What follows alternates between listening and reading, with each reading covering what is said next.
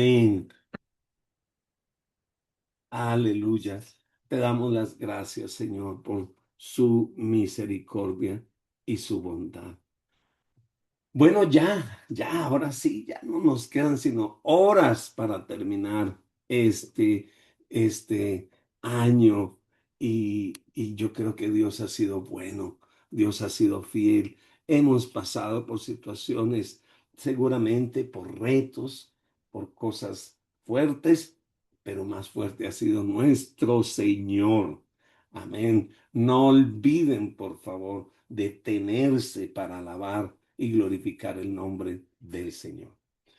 Muy bien, vamos a continuar. Primera de Corintios, capítulo 4, verso 18 al verso 21.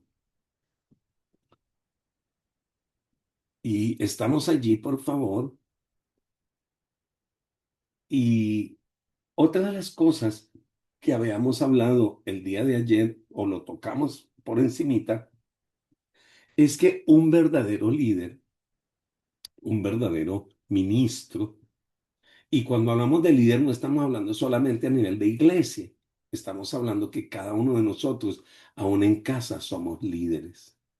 Y tenemos que tomar el ejemplo del apóstol Pablo. Y aquí el apóstol Pablo nos dice que él era fiel, no solo para amarlo a la gente, no solo para enviarles cartas o hacerles predicaciones, sino que también él era fiel en disciplinar. Y cuando tú amas, tú disciplinas, tú llamas la atención, tú le dices, para, ese no es el camino. No todo vale. Necesitamos también aprender a disciplinar. Entonces mire por favor y lea conmigo. Mas algunos están envanecidos, como si yo nunca hubiese de ir a vosotros. Pero iré pronto a vosotros, si el Señor quiere. Y conoceré no las palabras, sino el poder de los que andan envanecidos. Porque el reino de Dios no consiste en palabras, sino en poder. ¿Qué queréis?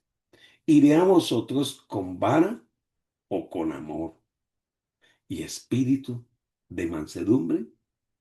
Entonces decíamos ayer en la introducción de este pedacito que la voluntad de todo niño tiene que ser quebrantada, eso sí, no destruida. Cuando decimos que la voluntad de cada niño tiene que ser quebrantada, ¿a qué nos referimos? Y pusimos un ejemplo pequeñito. Pensemos en un potrico. Esos potros son peligrosos porque ellos, nadie los ha montado, están acostumbrados a correr, a saltar, a brincar, a dar pata, como decimos nosotros. Y un potro así no sirve para nada, es peligroso, pero si se le empieza a domar, si se le empieza a poner disciplina, si se le empieza a poner el cabestrillo, si se le empieza a poner el bozal, paso a paso quebrantamos su voluntad, no lo dañamos, pero empezamos a dirigirlo. Y ese potrillo va a aprender a obedecer y se va a convertir en bueno y en útil. Una de las cosas que muchas veces en los líderes, los pastores, los líderes de ministerios e inclusive padres han caído en este error. No, no, yo no voy a decir nada, yo no voy a corregir nada. Dejemos que Dios mismo lo haga. Escúchenme. Si Dios no hubiese necesitado un papá, pues cada persona hubiésemos nacido por ahí debajo de un árbol, ¿cierto? Pero necesitamos unos padres. Querido amigo, posiblemente has tenido decepciones por causa de malos testimonios o de inmadurez o de lo que sea.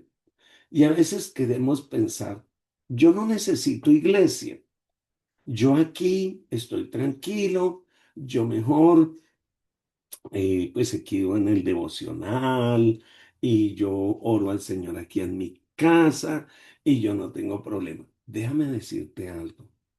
Tú necesitas una familia espiritual, necesitas una iglesia, necesitas un pastor, necesitas unos líderes. Bueno, ahora también hay otros que van a la iglesia, escuchan a un pastor, escuchan a un líder, pero no se quieren someter porque sienten que ellos solitos pueden. Eso es algo terrible en la vida cristiana y en la iglesia, porque eso se llama orgullo. Y el orgullo es una cosa de las más terribles en la vida de un cristiano, porque la palabra del Señor dice que el Señor lo mira de lejos, que el Señor lo resiste y Dios no le habla al orgulloso. Y el problema del orgulloso es que se puede estrellar fácilmente. ¿Por qué? Porque quiere vivir bajo su propia sabiduría. Miren lo que dice Primera de Corintios capítulo 5, el versículo 6 al versículo 8. El apóstol Pablo está hablando esta palabra, dice, no es buena vuestra jactancia. ¿No sabéis que un poco de levadura leuda toda la masa? ¿Escucharon? Está hablando de la jactancia. Es que a veces tomamos este pasaje, un poco de levadura leuda toda la masa y pensamos en otras cosas, en pecado, en esto, pero está hablando de la jactancia, o sea, está hablando del orgullo. Dice, no es buena vuestra jactancia. ¿No sabéis que un poco de levadura leuda toda la masa? Limpiaos pues de la vieja levadura, o sea, antes eras orgulloso, vanidoso, altivo, ya no, para que seáis nueva masa. Ay, qué linda palabra. Sin levadura como sois, porque nuestra Pascua, que es Cristo, ya fue sacrificada por nosotros. Así que celebremos la fiesta, no con la vieja levadura, o sea, no con jactancia, ni con la levadura de malicia. ¿Se está dando cuenta de que estamos hablando? Y de maldad, sino con panes sin levadura, de sinceridad y de verdad. Entonces, ¿qué es el orgullo? Levadura. Porque ¿qué hace la levadura en la masa? La infla. Usted ve esos panes lindos y medio los toca. No, eso es puro inflados. ¿Qué era? Pura levadura.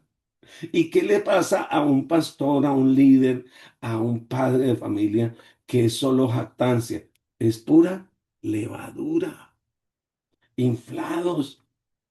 El Señor nos ayude. El Señor me ayude a mí primero. Yo estoy en la fila con usted, no vaya a creer. Es que, ¿qué era lo que había hecho ese orgullo en la iglesia de Corinto? Había hecho que se envanecieran hasta el punto de decir, "Mm, yo no creo que Pablo vaya a venir por aquí. No, no, no, no. Por eso Pablo dice, no van a creer que yo no voy a ir. Yo sí voy a ir. Porque ellos tenían un dicho que decía, ladra más de lo que muerde. Y algunas personas piensan que así es el Señor, que el Señor no va a venir y Él viene. Y a todo el que toma por hijo también corrige, porque lo ama. Mira otra vez, vaya a segunda de Corintios, capítulo 10, verso 9, verso 8.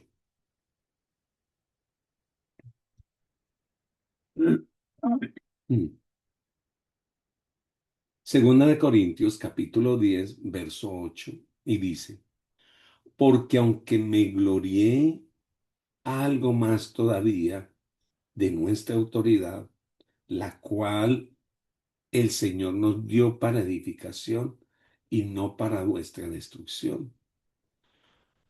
No me avergonzaré para que no parezca como que os quiero amedrentar por cartas, porque a la verdad dicen, las cartas son duras y fuertes, mas la presencia corporal débil y la palabra menospreciable. ¿Qué era lo que ellos decían? No, ese solo escribe cartas fuertes, pero eso cuando llegue Pablo, eso nos lo pasamos aquí por la galleta, como decimos en Colombia. ¿Qué quiere decir? Ese va a ser débil, ese no va a venir a decirnos nada. Pues Pablo entendía lo que era ser un padre que corregía. Entonces necesitamos ser esos padres que corregimos. Pablo había sido paciente ante la desobediencia de ellos, pero ahora les advertía que había llegado el momento de la disciplina. Pablo no era como la madre moderna hoy en día que le grita a su hijo malcriado y le dice, acuérdese que esta es la última vez que te voy a decir que es la última vez. ¿Escuchó? ¿Sabe qué dijo? Esta es la última vez que te voy a decir que es la última vez. O sea, ¿cuántas veces le había dicho que era la última vez?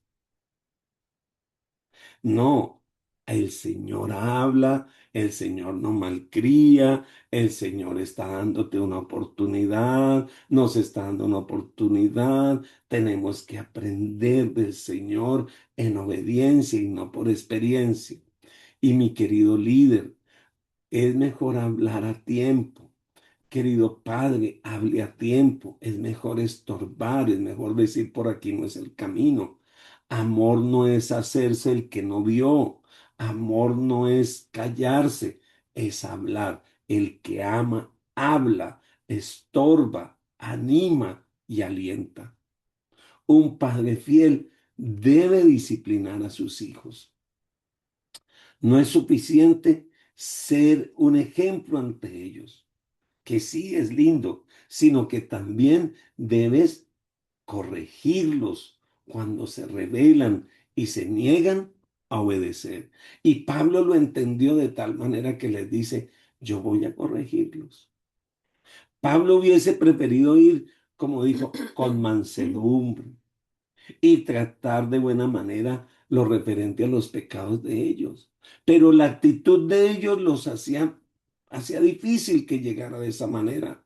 Así que ellos estaban envanecidos, inclusive orgullosos, se sentían felices, y suena feo lo que voy a decir, hasta orgullosos de su desobediencia.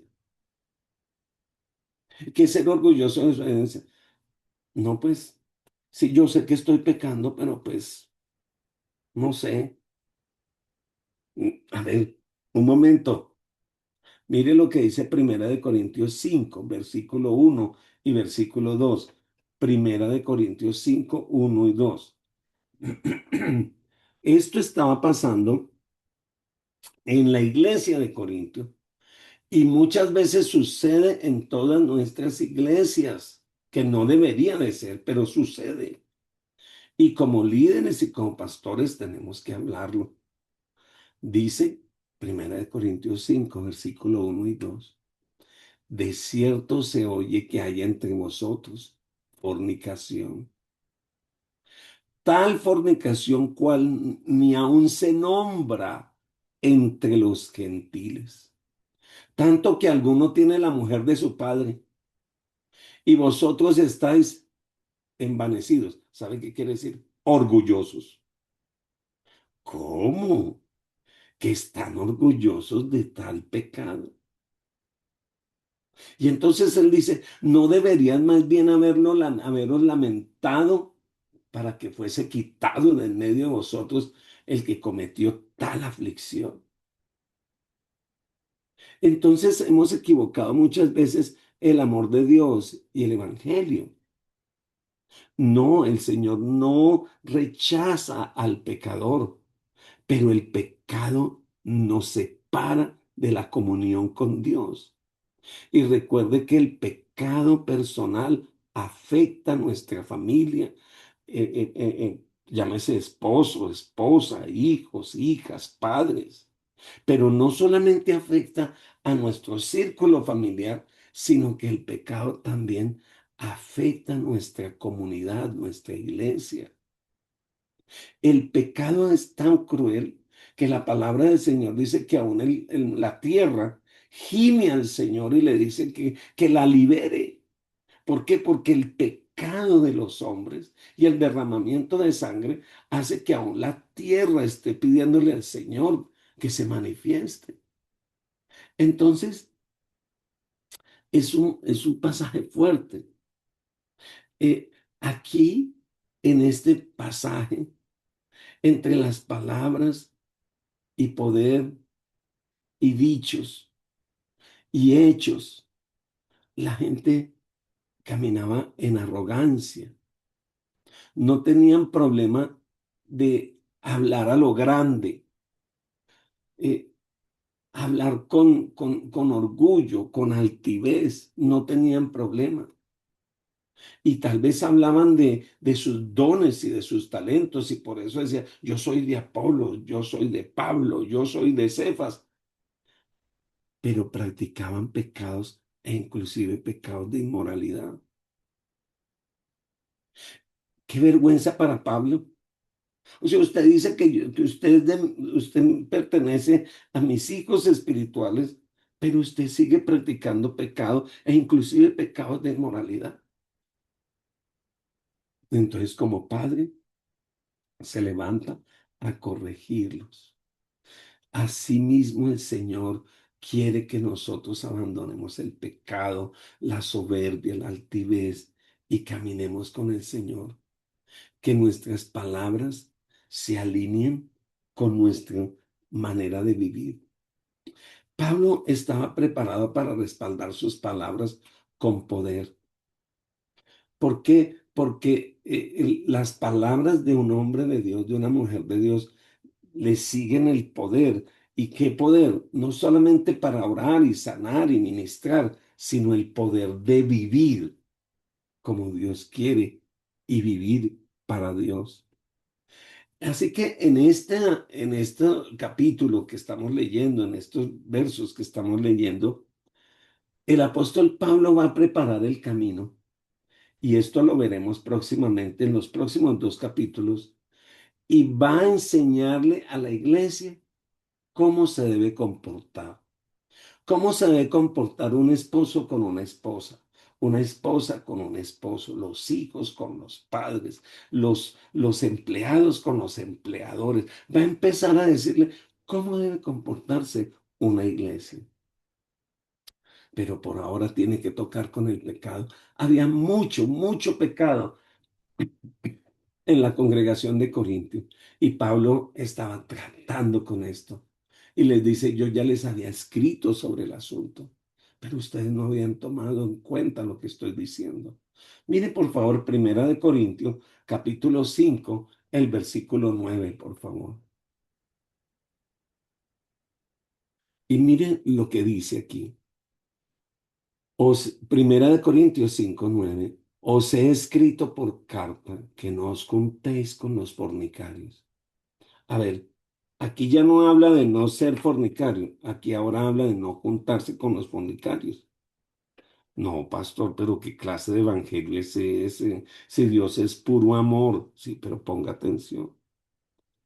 No absolutamente con los fornicarios de este mundo, o con los avaros, o con los ladrones, o con los idólatras, pues en tal caso os sería necesario salir del mundo. ¿Cómo así? Bueno, ha sido tanta la contaminación que tienes que examinar quiénes son tus amigos, con quiénes estás andando, porque si andas con fornicarios, fornicario te vas a volver. Si andas con mentirosos, mentiroso te vas a volver. No está diciendo que no los salude, no está diciendo que no los bendiga, está diciendo de andar. Y andar es ponerse en de acuerdo. Pues la palabra dice, andarán dos juntos si no se pusiesen de acuerdo. Entonces yo tengo que tener en cuenta con quién estoy caminando, a quiénes estoy escuchando. Los que me están diciendo que el pecado que estoy cometiendo, eso no es nada. ¿O con quién? ¿Quién es mi consejero?